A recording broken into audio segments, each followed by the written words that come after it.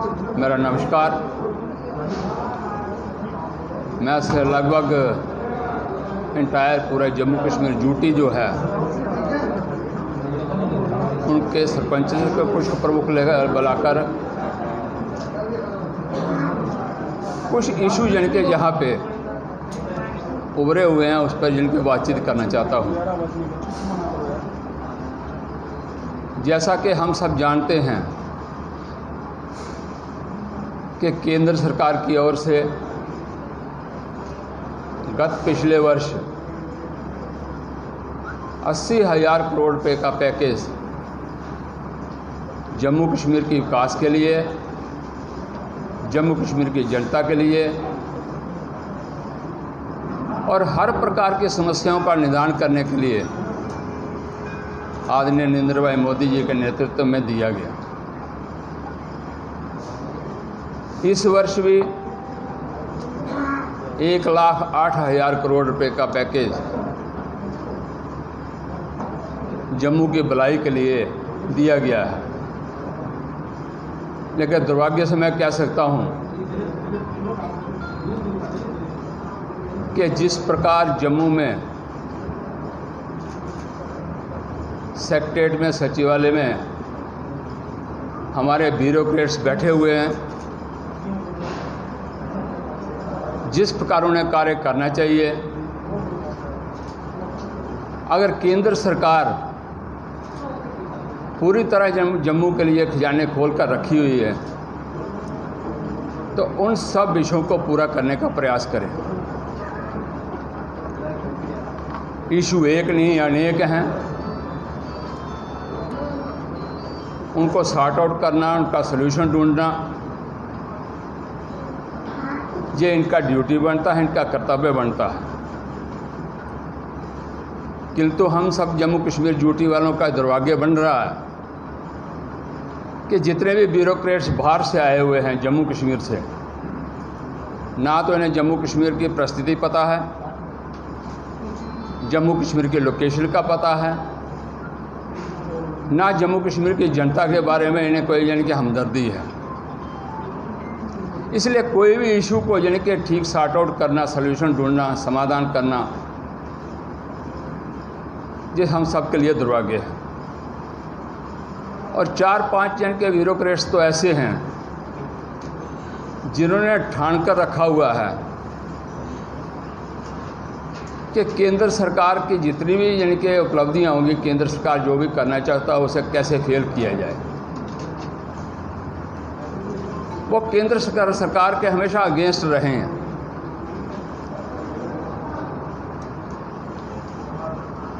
बहुत सारी चीज़ें जो हैं हमारे एलजी नए आए हैं, 5-6 महीने हो गया है, उनको मालूम नहीं है। मैं उनके संज्ञान में लाना चाहता हूं, उनके ध्यान में लाना चाहता हूं आपके प्रेस के माध्यम से। ये इशू केवल मात्र आपके प्रेस के माध्यम तक नहीं रहेगा। इसको मैं चाहता हूं कि ब्लॉक वाइज जहां पे जाया जाए वहां पे लोगों की समस्याओं को सुना जाए। सुनने के बाद 18, 19, 20 3 दिनों में से किसी दिन की भी लेफ्टिनेंट गवर्नर साहब से यानी कि मुलाकात की जाए और इन इशू को कैसे सॉर्ट आउट किया जाता है, क्योंकि वह भी बहुत पुराने लोगों का बीच में रहे हैं, लोगों का काम किया हुआ, उन्होंने समाधान किया हुआ है, वो जानते हैं। समस्याओं का कैसे निदान करना चाहते हैं वो भी जानते हैं। वो पिछली सरकार में मंत्री भी रहे हैं, बहुत अच्छे व्यक्ति हैं, लेकिन उनके ध्यान में बहुत सारी चीज़ें नहीं हैं। इसलिए लेकिन जहाँ पे जो सेक्रेटेरिएट में बैठे हुए राय हमारा ये बनकर बैठे हुए हैं यहाँ ब्यूरोक्रेट्स, उसकी खातिर ये सारे के सारे मामला खराब हो रहा है। एक मुद्दा अगर जिस प्रकार से कई दिनों से उछल रहा है मनरेगा का,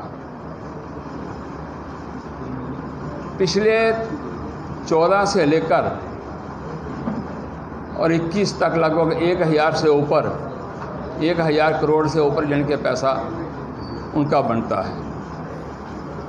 मैं उसके सामने रेट बने हुए थे जो ठेकेदार जिनको कहते हैं, वो ठेकेदारी सिस्टम जहाँ पे नहीं है 40 रेशो के साथ, यानी 40% यानी कि मटेरियल लगेगा, 60% यानी कि लेबर लगेगी। जब मटेरियल ज़्यादा लग सकता है, लेबर कम लगेगी। ये उन दोनों के अप्रूवल के बाद सारी चीज़ें होती हैं। 1000 करोड़ से ऊपर जो पैसा फंसा हुआ है वो किसका है? वो जनता का है। उसको पैसा नहीं मिला, रिपोर्ट रहे। ये केवल मात्र जम्मू नहीं, कश्मीर में भी वैसा ही हाल है। इसलिए मैंने कहा एंटायर जम्मू और कश्मीर की बात कर रहा हूँ, जहाँ जात पात की बात नहीं हो रही, जहाँ जातिवाद की बात तो नहीं हो रही, जहाँ क्षेत्रवाद की कोई बात नहीं हो रही। हम चाहते हैं पूरा जम्मू कश्मीर यूटी जो है वो डेवलप हो, और अच्छी तरह डेवलप हो सकती है। ब्लॉक को कहा गया था 68 बंकर जो है वो बनाने हैं। ब्लॉक में एजेंसी के थ्रू यानी कि बनवाए गए, ठेकेदार द्वारा बनाए गए, लेकिन फाइनेंस सेक्रेटरी के मेहता साहब ने उसे रोक दिया है। उनका पैसा भी यानी कि कई वर्षों से यानी कि पड़ा हुआ है। इस प्रकार दूसरे पर इल्जाम मढ़ना, रूरल एंड पंचायत सेक्रेटरी पर डाल दिया या डीसी पर डाल दिया, इन सब पे डालने के बाद अपने आप को कैसे बचते। और मैं तो चाहता हूँ खासकर जितने भी ये एजेंसीज हैं, चाहे ग्राम सेवक हो, चाहे जेई हो, बीडीओ हो, एई हो, एक्सिन हो, एसीडी हो, डायरेक्टर रूरल डेवलपमेंट हो, इनको तुरंत सस्पेंड करना चाहिए।